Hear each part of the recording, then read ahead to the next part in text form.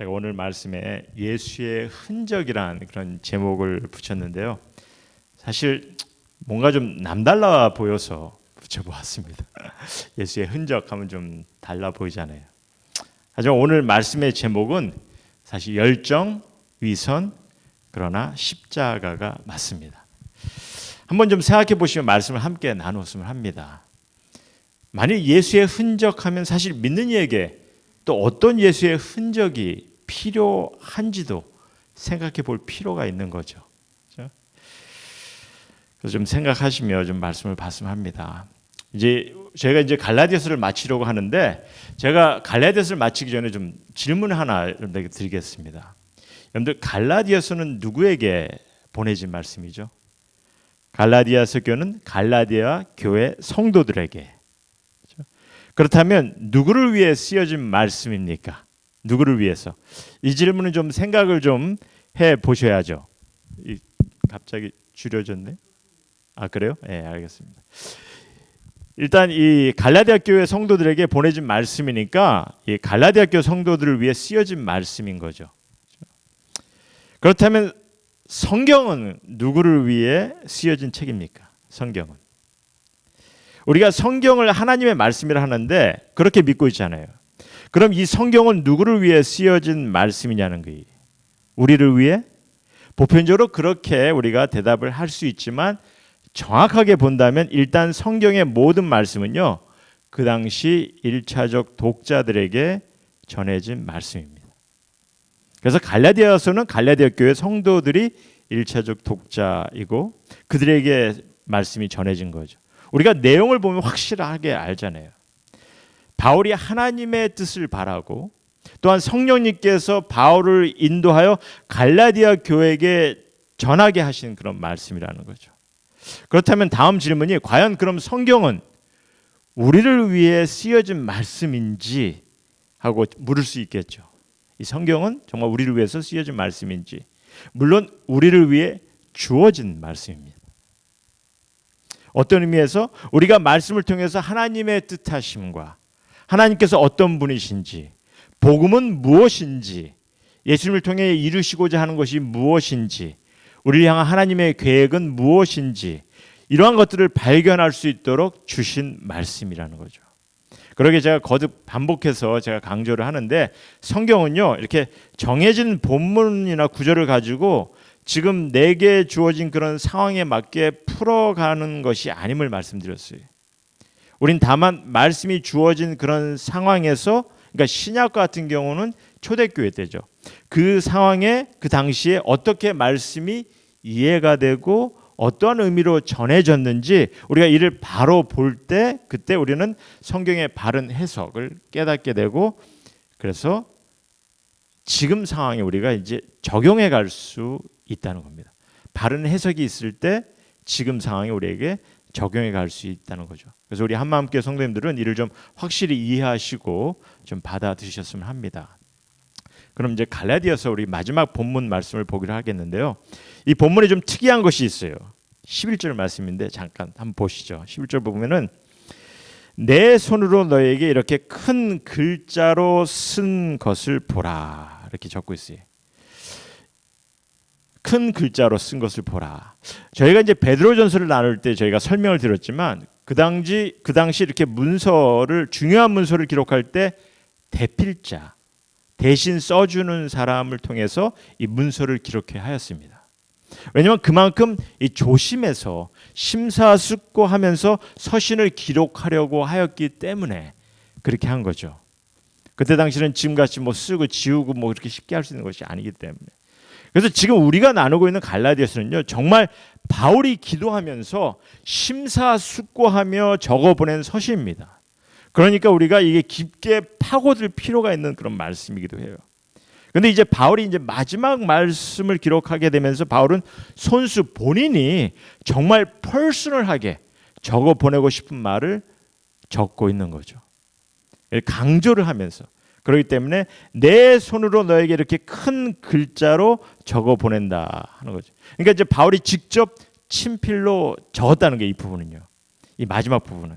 그래서 사실 저는 좀 이 갈라디아서 원문을 좀 보고 싶어요.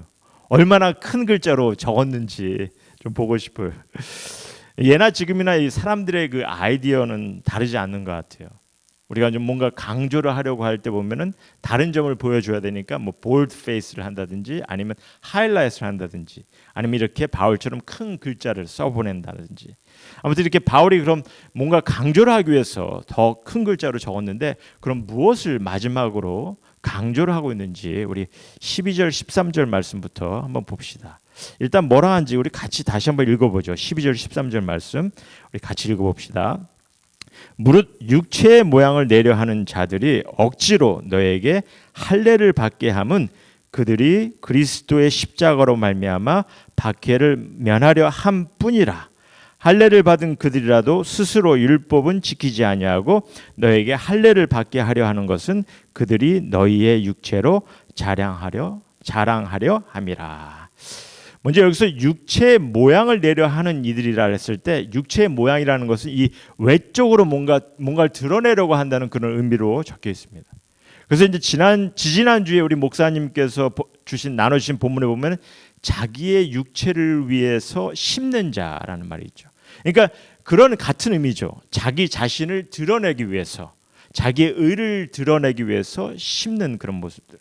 그럼 어떤 모습으로 뭐로 그럼 드러내려고 합니까?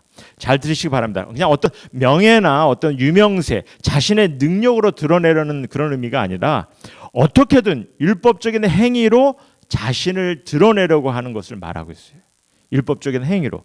그래서 오늘 할례를 지금 예로 들고 있는 거죠.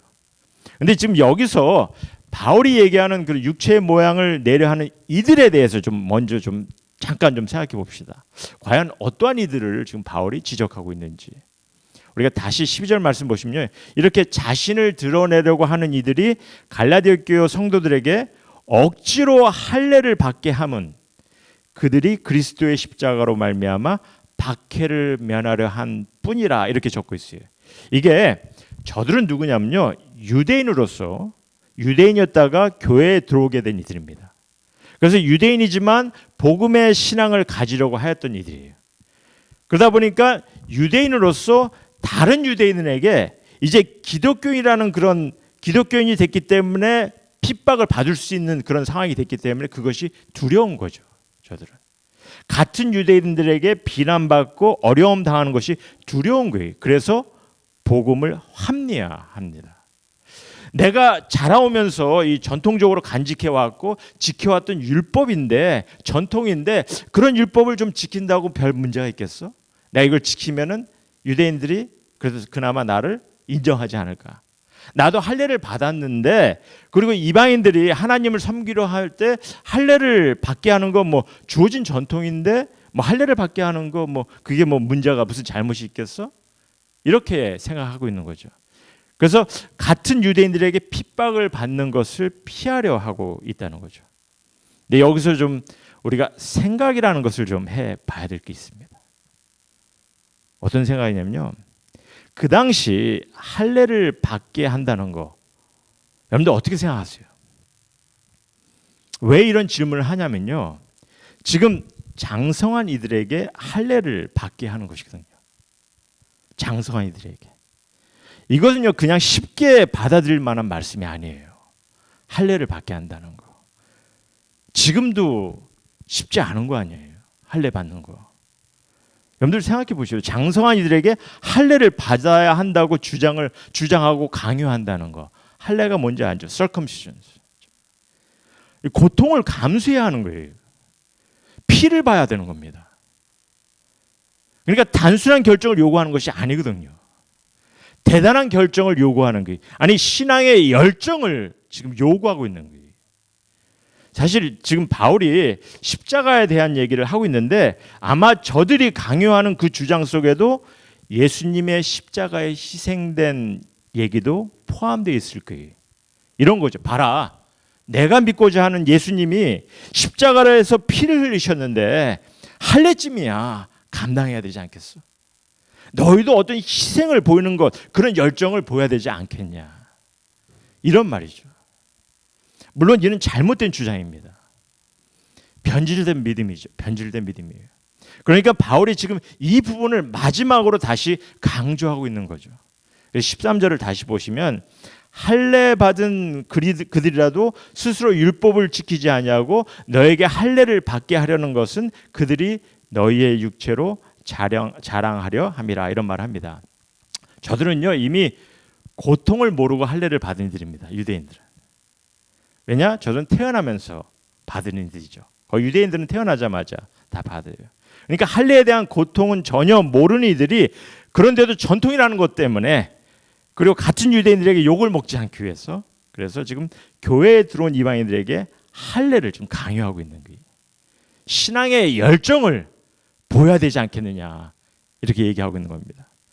그러니까 저들이 율법을 지키려는 것도 사실 이 전통적 신앙 속에 습관적으로 지켜온 것이기도 하지만, 뭔가 스스로 신앙에 열심이 있는 것처럼, 어떤 열정이 있는 것처럼 보이기 위해서 지금 스스로가 지금 나타내기 위함이라는 거죠. 그래서 다른 이들의 열정도 좀 강요를 하는 거예요, 지금요. 왜냐하면 그 주장 자체가 남들이 보기에는 스스로가 신앙인으로 당당한 그런 모습을 보일 수 있는 그런 상황이 되기 때문에, 열심히 있고 열정이 있음을 보일 수 있는 그런 거죠. 너 정말 기독교인이 되고 싶어? 예수 믿고 싶어? 그럼 이 정도는 해야지. 그런 고통쯤은 좀 참아낼 그런 열정이 있어야지. 근데 어떻게 보면 이 말씀을 가만히 보면요, 여자들의 신앙은 무시하는 행위죠. 그러니 사실 예수님께서 여러분들 산상수훈에 지적한 위선의 모습하고 동일한 겁니다. 예수님께서도 바리새인들에게 그들의 위선적인 구제, 기도, 그리고 금식을 지적하셨습니다. 일단 금식만 봐도요, 여러분들 열심과 열정이 없으면 굶는다는 것이 힘든 거예요. 금식한다는 것이. 구제도 그렇고 이 열정이 없으면 안 돼요. 어떻게 금식이 쉬워 보이세요? 저는 한 끼만 굶어도 힘든데 이게 쉬워 보이냐는 거죠. 그런데 우리 이런 잘못된 열정에, 잘못된 열심에 때론 내가 보일 수 있는 그런 진정한 신앙의 모습이라 하고 매달리려고 합니다. 그리고 때론 자신의 굳건한 신앙의 모습을 자랑하기 위해서 육체의 모양을 내려하기 위해서. 그러니 사실 그러다 보니까 이게 어떻게 됩니까? 위선의 모습도 갖게 되는 것이죠. 그 열정과 열심이. 사실 제가 오늘 말씀의 제목을 열정과 위선이라고 했는데 사실 잘못된 열정과 위선이죠. 그런데 이런 모습이 어떻게 보면 지금 이 모태신앙으로 전통적인 신앙에 익숙한 이들에게 좀 이런 것도 좀 비슷하게 보이는 것 같아요. 제가 이제 모태신앙으로 자라왔는데 그러다 보니까 사실 팬데믹이 있기 전까지만 해도 저도 이런 마음을 가졌더라고요. 사실 최근에 와서 그런 것들을 많이 경험하는데 보면은 성금요일 예배, 성탄절 이브나 성탄절 드리는 예배, 송구연신 예배 이런 것을 제가 스킵한 적이 없었어요, 그동안. 근데 팬데믹 때문에 이게 안 드리다 보니까 그렇게 하다 보니까 이 안 드린다는 생각을 하다 보니까 힘들더라고요. 죄 짓는 것 같고 뭔가 잘못된 것 같고 불편한 거예요. 이래도 되나? 이게 맞는 건가? 그러니까 아마 겉으로는 보이지 않았지만은 아마 전에 그랬던 것 같아요. 이런 예배를 빠지는 이들을 판단하고 그런 예배를 보지 않고 그냥 빠진 이들에게 판단하고 정죄까지 하고, 왜 속으로 이 중요한 예배를 빠진다고, 열정이 없다고, 그들의 믿음을 의심하기도 하고 그러지 않았나 이렇게 봅니다. 그래서 모태신앙뿐 아니라 이 보편적인 신앙의 삶을 살아가면서도 가질 수 있는 그런 잘못된 관념을 좀 더 좀 생각해 보았으면 합니다. 우리 신앙 삶에 좀 적용이 될 수 있도록 좀 보자는 거예요. 다시 말씀드리지만 여러분들 신앙을 위해서 할례를 받는다는 거 침례도 아니고 지금 할례를 받는다는 거 대단한 열정을 요구하는 거죠. 그렇다면 지금 저희가 갖고 있는 그런 신앙관에서 어떠한 것을 생각해 볼 수 있겠는지, 우리가 신앙 삶에 열정을 보이는 것, 어떤 열심을 갖는 것을 다른 말로 표현하면은 뭐라 합니까? 신앙생활에 열정을 갖는 것을, 열심을 갖는 것을 다른 말로 표현한다면 우리 성령 충만이라는 말을 좀 한번 잠깐 생각해 봅시다. 성령 충만이라는 말. 우리 한마음교회 성도님들은 성령 충만이라는 말을 어떻게 이해를 하십니까? 사실 성령 충만이란 말이 이 성경에서 많이 언급되어 있는 말은 아닙니다. 성령 충만이란 말이 누가복음에서 보면은 예수님에 대해서, 그리고 사도행전에서 보면은 제자들에 대해서 성령 충만이란 말이 나옵니다. 그리고 그 외에 에베소서에 딱 한 번 그 말이 나와요. 그럼 과연 성령 충만이라는 그 의미를 우리가 어떻게 이해를 하고 있는지. 보통 전통적인 교회에서 보면 성령 충만이라는 것은 이제 뜨거운 열정으로 표현하고 그런 인식을 갖게 하죠. 그래서 내가 뭐 막 뜨겁게 찬양을 하고 열정적으로 기도를 하고 또 말씀을 뜨겁게 보면, 모르겠어요. 말씀을 뜨겁게 본다는 것은 무슨 의미인지 모르겠지만 하여튼 또 열심을 가지고 교회 행사나 뭐 모임에 참석하고 교회 행사를 위해서 적극적으로 일하고 뭐 부흥회다 뭐 찬양 모임에다 기도원이다 뭐 이런 것 다 찬양다니고 뭐 그런 어떤 희생적인 그런 모습들이 있으면은 성령 충만한 것처럼 말하는 것 같아요. 그런 경우가 많은 것 같습니다. 어떻게 다른 형태가 있습니까? 그렇다면 이렇게 뜨겁게 열정을 보이면 성령 충만한 것 같고 그래서 신앙이 좋아 보입니까? 오해하지 마시기 바랍니다. 내 안에 지금 성령님께서 충만해야 하는 것을 제가 비난하고 그러지 말자는 건 아니에요. 우리는 성령 충만해야 돼요. 하지만 좀 바로 인식하자는 게, 이 성령 충만이라는 말이 어떤 의미인지 좀 바로 인식하자는 겁니다. 그럼 다시 어떻게 우리가 이렇게 뜨겁게 열정을 보여야 성령 충만한 것입니까? 막 찬양할 때 손뼉 치고 막 뜨겁게 찬양하면, 막 열정을 보이면, 울부짖으면 성령 충만한 것 같습니까? 뭐 방언을 하고 뭐 큰 소리로 기도하고 뭐 울부짖으면 성령 충만한 거 아니냐는 거죠. 여러분도 고민해 보셔야 돼요. 성령 충만이라는 것이 우리가 어떻게 이해를 해야 되는지. 때로는 삶에서 성령 충만해야 한다는 그런 말을 합니다. 그럼 그건 무엇을 어떻게 경험해야 되는지. 삶에서 성령 충만한다. 뭐 내가 큐티를 열심히 하고 성경 공부를 열심히 하고 매 순간 설교 말씀 듣고 순간순간 기도하고 정기적으로 뭐 금식도 하고 전도 열심히 하고 교회 찬양 모임 뭐 기도 모임 다 다니고 그러면 성령 충만하다고 할 수 있습니까? 어떻게 생각하세요? 만약에 그렇게 생각하시면 그렇게 살아가시면 돼요. 나쁘진 않아요. 나쁘진 않아요. 이건 어떻습니까? 더러는 나를 그런 열정, 그런 열심이 있는 신앙의 삶으로 이끌어가는 무언가가 성령 충만이 아닌가. 그런 생각들을 하는 이들이 있어요.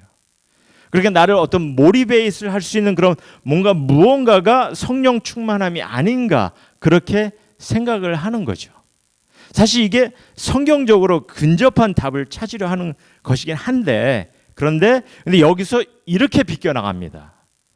어떻게 비껴나갈 때가 있냐면요. 뭐냐면 교회에서 우리가 찬양을 뜨겁게 하고 울부짖으면 기도를 열심히 하고 뭐 방언도 하고 뭐 그래서 열정적인 순간을 가지면은 그게 성령 충만함을 갖게 할 것이다. 이렇게 생각을 한다는 거죠.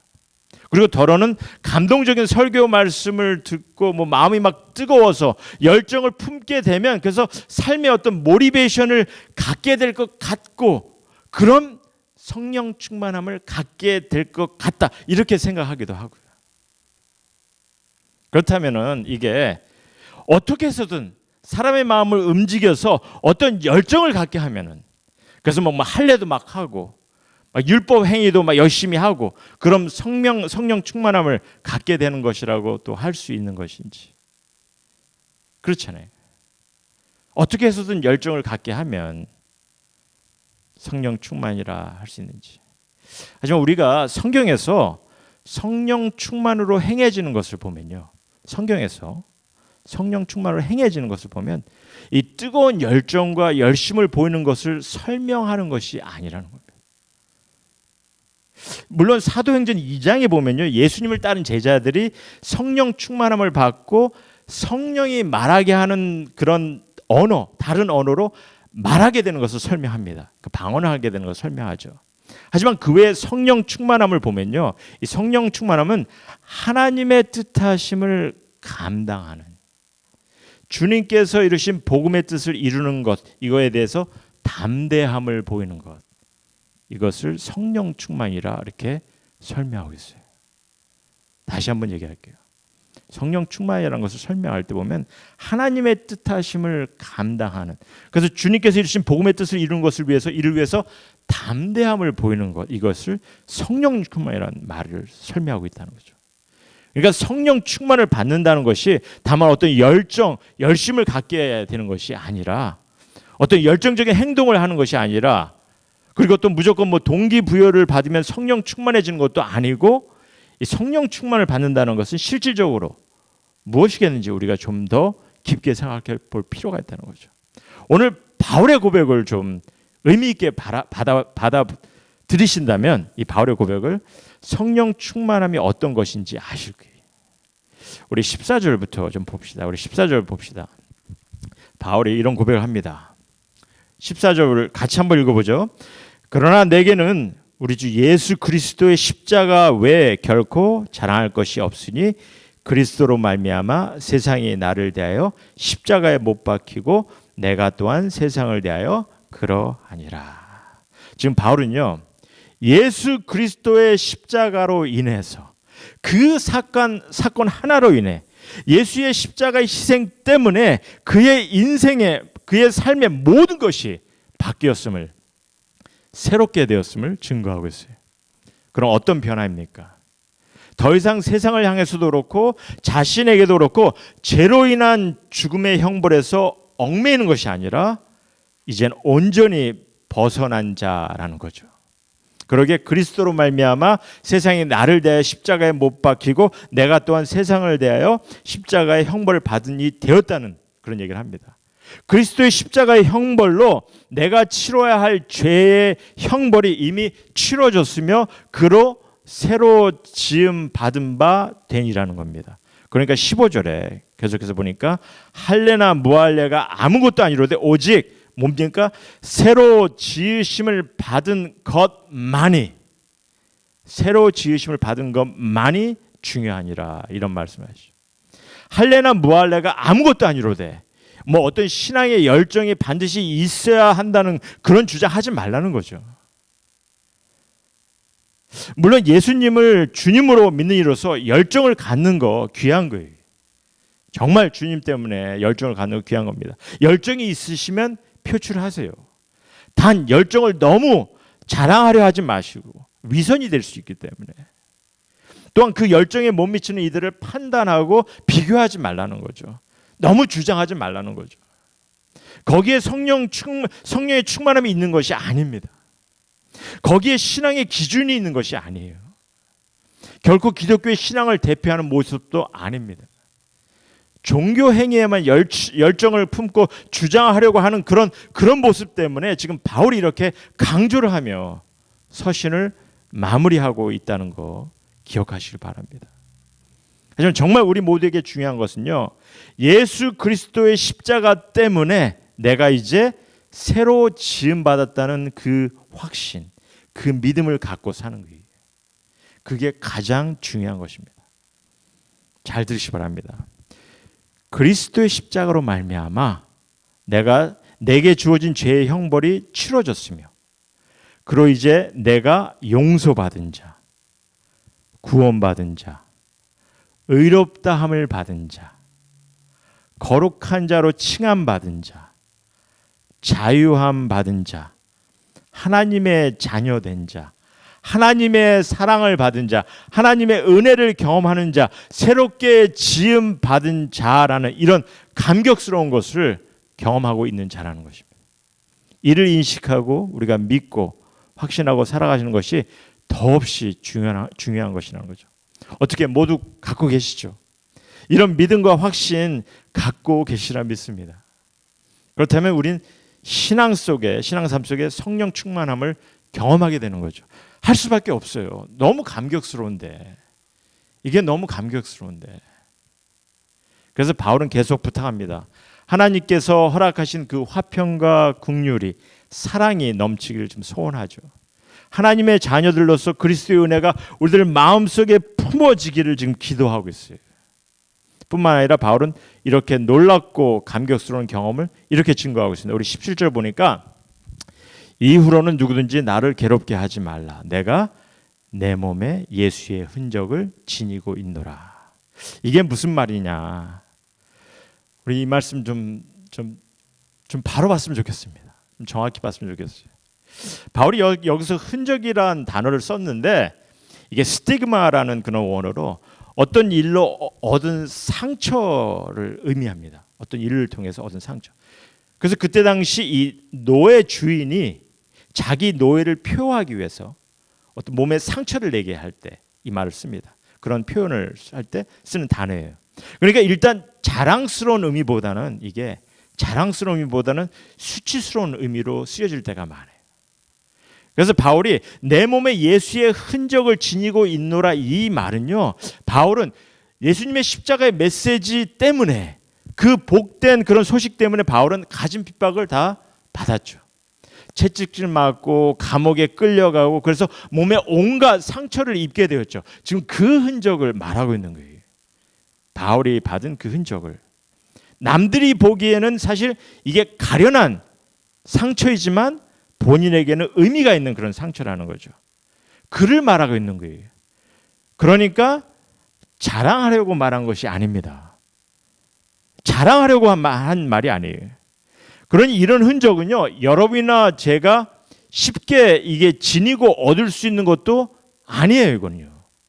이런 흔적은. 근데 때론 더러는 우리도 예수의 흔적을 지녀야 한다 이런 말을 하곤 합니다. 왜냐하면 좀 달리 보이잖아요. 예수의 흔적. 예수의 흔적을 좀 지닌다. 멋있어 보이잖아요. 하지만 그런 말을 쉽게 전하고 받아들일 수 있는 것이 아니라고 봐요. 이게 고난과 핍박을 받으라는 말이거든요. 사실은. 무슨 십자가 목걸이를 달고 다니라는 것도 아니고 뭐 문신을 새기는 것도 아니고 뭐 성경을 끼고 다니라는 것도 아니고 물론 주어진 상황이 정말 핍박을 받아야 하는 그런 상황이라면 그러면 감당해야겠죠. 그렇죠? 그렇지만 일부러 고난 받아야 되고 뭐 그런 식으로 받아들여야 하는 그런 가르침은 아니라는 겁니다. 다만 바울이 지금 이런 말을 하는 것은요. 17절을 다시 보면은 이후로는 누구든지 나를 괴롭게 하지 말라라고 했는데 이런 말이거든요. 이게 그 어느 누구도 이제 내게 상처를 어떤 고통도 주지 못한다는 겁니다. 왜? 내 안에 그리스도의 복음 때문에 얻은 그 어떤 고통도 감당해낸 흔적이 있잖아요. 있는데 더 이상 그 어느 누가 이제 내게 상처 그 어떤 고통도 주지 못한다는 거죠. 그래 궁극적으로 무슨 의미인지 아시겠죠? 뭔가 내가 뭐 스스로 자랑할 수 있는 그런 흔적을 갖고 있는 그런 얘기를 하는 것이 아니라 내 인생에 그리스도의 십자가가 너무 감격스러워서 너무 자랑스러워서 너무 감사해서 그 어떤 고통과 어려움도 감당해 왔고 이제 그런 흔적이 있으니 이제 내게 더 이상 그 어느 것도 상처가 안 된다는 얘기죠. 그러니까 예수의 흔적이라 할 때 우리가 좀 올바른 해석이 필요합니다. 더러는 이 구절을 통해서 우리도 예수의 흔적을 지녀한다 이렇게 전하려고 하는데 만일 바울이 그런 의미로 적었다면요. 여러분도 예수의 흔적을 지녀야 된다 하고 그런 의미로 적었다면요. 그래서 우리도 예수의 흔적을 지니도록 힘쓰라 뭐 그런 의미로 적었다면 그 말은 육체의 모양을 내려고 하는 자들이 할례를 받아야 한다고 주장하는 것하고 다른 게 없어요. 무슨 말인지 아시겠죠? 그리고 바울이 그런 반박도 받을 수 있는 그런 말씀이에요. 너 예수의 흔적 지금 주장하고 있는데 뭐 할례 받는 건 뭐가 달라? 그런 의미로 적은 게 아닙니다. 이 번역의 표현이 남달라 보인다고 우리도 경험해야 한다는 어떻게 보면 좀 잘못된 신앙관을 우리가 갖게 되는 거죠.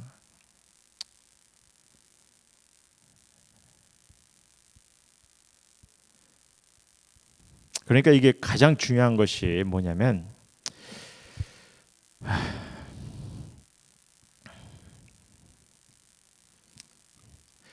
우리 좀 제가 아까 가장 중요한 것을 좀 설명을 드렸는데 우리 같이 한번 좀 따라합시다. 여러분들 같이 한번 좀 이렇게 리피트 해주시면 좋을 것 같아요. 그리스도의 십자가로 말미암아 내게 주어진 죄의 형벌이 치러졌으며 그로 이제 나는 용서받은 자, 구원받은 자, 의롭다함을 받은 자, 거룩한 자로 칭함받은 자, 자유함 받은 자, 하나님의 자녀된 자, 하나님의 사랑을 받은 자, 하나님의 은혜를 경험한 자, 새롭게 지음받은 자입니다. 이런 감격스러운 것을 우리가 좀 경험하는 여러분들이 있습니다. 이를 인식하고 우리가 정말 믿고 확신하고 살아가시는 것이 더없이 중요하다는 거죠. 그 여러분이 이런 신앙 삶 속에서 이런 중요한 사실을 경험하고 계신다면 성령의 충만함도 경험하게 되는 거죠.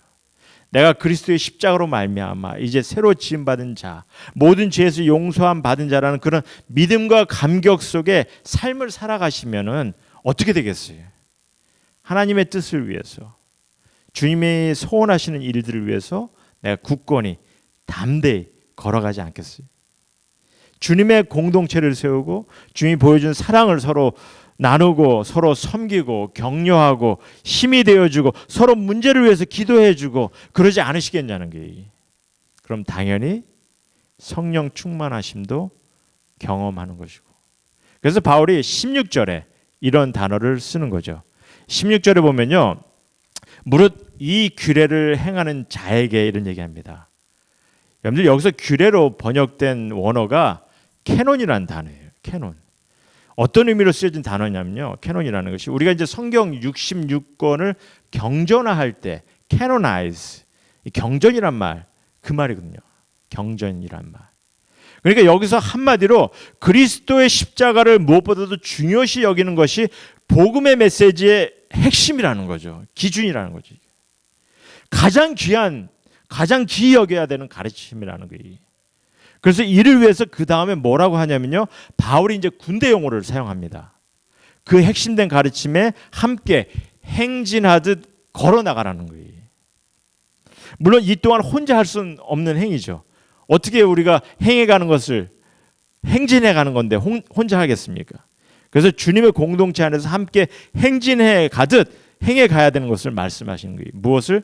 그리스도의 십자가를 정말 귀히 여기는 그 가르침을, 그에 대한 확신을 함께 이루어 가는 겁니다. 그리고 그랬을 때 우린 우리 안에 성령 충만함도 경험케 됨을 기억하시기 바랍니다. 무조건 열정을 가지려 하는 그런 생각에서, 그래서 나 할래 같은 그런 희생도 감수하겠어라는 그런 열심, 그런 강조, 성령 충만보다는 위선이 될 수가 있다는 거 기억하시기 바랍니다. 그리고 우리 한마음교회 성도님 모두가 좀 진심으로 가져야 할 것, 정말 자랑스럽게 여기며 감격스러워할 것은요, 그리스도의 십자가로 말미암아 이제 새 사람으로 지음 받았다는 거, 이를 믿으시고 마음속에 품으시기 바랍니다. 그리고 이제 2022년 우리가 이제 새해를 맞이하면서 좀 복음의 메시지 중에 좀 핵심이 되는, 가장 귀히 여겨야 되는 이 가르침을 함께 붙잡고 우리 함께 좀 경험해 갑시다. 그리고 이를 주님의 공동체 안에서 함께 행진하듯 행해 가야 하고 함께 이루어 가야 되는데, 우리가 일을 하다 보면은 때론 우리도 바울이 예수의 흔적을 지니게 된 것처럼, 그러니까 바울이 예수의 흔적을 지니게 된 것처럼 그런 흔적도 우리도 경험할 수 있어요. 고통도 힘들도 경험할 수 있어요. 하지만 그런 나타냄을 위한, 뭔가를 이렇게 나타냄을 위한 것은 아니라는 것을 기억하시고, 그래서 우리가 실질적으로 무엇을 할 수 있는지 다들 아실 겁니다. 우리가 갈라디아서를 쭉 봤지만 우리가 갈라디아 교회를 통해서 주신 권면의 말씀처럼 우리가 함께 이런 십자가의 복음의 메시지를 내 마음속에 품고 새롭게 지음받은 자로서 함께 경험해가며 살아갈 때 우리는 함께 성령의 열매를 맺어가는 그런 그런 귀한 성도들이 될 것입니다.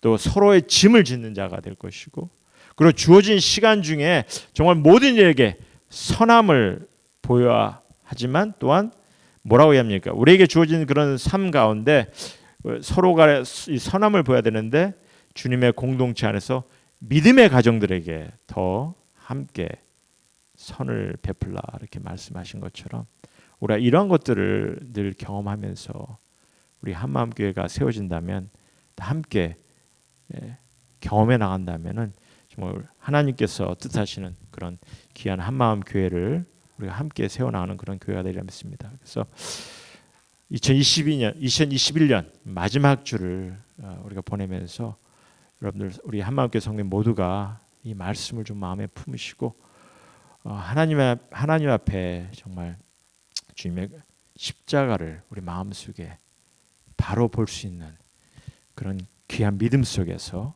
함께 선할 수 있는 그런 성도님 모두가 되기를 주님의 이름으로 소원합니다. 같이 기도하시겠습니다.